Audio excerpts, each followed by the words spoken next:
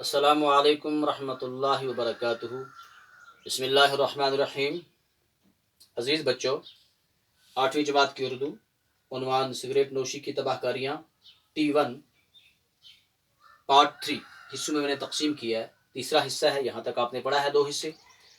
سائنسی تحقیقات نے یہ بات ثابت کر دی ہے کہ سگریٹ پینے والوں کی اکثر تعداد دل کی بیماریوں میں مبتلا ہو جاتی ہے۔ میں نے اسے قبل بھی آپ سے کہا تھا، جہاں پر بے شمار اس کے مضر اثرات ہیں، بری چیز ہے، وہاں پر ایک اثر اس کا یہ ہے کہ دل پر یہ اٹیک کرتی ہے۔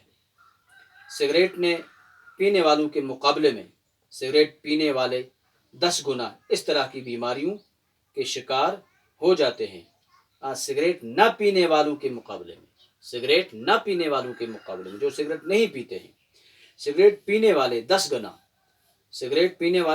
گنا اس طرح کی بیماریوں کے شکار ہو جاتے ہیں۔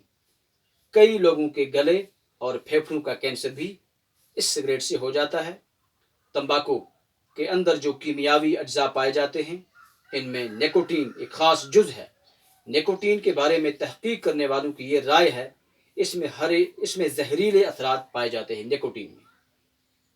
نیکوٹین کے بارے میں آپ کو اس سے قبل میں نے سمجھایا ہے، جو کینسر جیسی مہلک بیماریوں کو جنم دے دیتے ہیں۔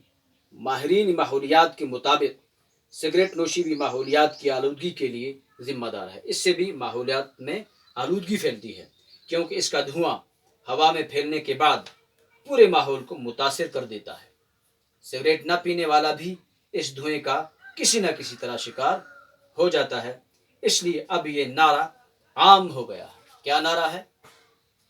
تمہاری تمباکو نوشی میری صحت کے لیے مضر ہے۔ تمہاری تمباکو نوشی میری صحت کے لیے مضر ہے۔ سگریٹ نوشی سے آگ کی وارداتیں بھی رونما ہوتی رہتی ہیں۔ سگریٹ پی، گھاس تھا، پیٹرول تھا، تیل تھا، کوئی چیز قریب میں پڑی ہوئی تھی، سگریٹ کی بٹ وہاں ڈال دی، ماچس کی تیلی وہاں ڈال دی تو آگ لگ جاتی ہے۔ اور آپ یاد رکھیں عزیز بچوں، اے spark neglected Burns the house. ایک چنگاری پورے گھر کو جلا دیتی ہے، اور پورے گھر کے ساتھ ایک محلہ بھی جل سکتا ہے، ایک علاقہ بھی جل سکتا ہے۔ کئی لوگ رات کو سونے سے قبل بستر میں دبک جانے کے بعد سگریٹ نوشی کے عادی ہوتے ہیں۔ بعض اوقات وہ اس عالم میں سو جاتے ہیں اور سلگتا سگریٹ بڑی آسانی کے ساتھ بستر کو جلا دیتا ہے۔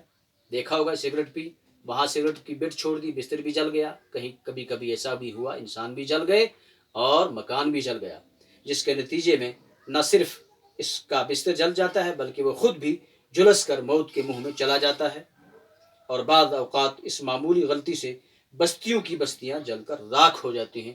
تو عزیز بچوں، آج کا سبق اتنا ہی ہے۔ انشاءاللہ کل پھر ملتے ہیں۔ السلام علیکم ورحمۃ اللہ۔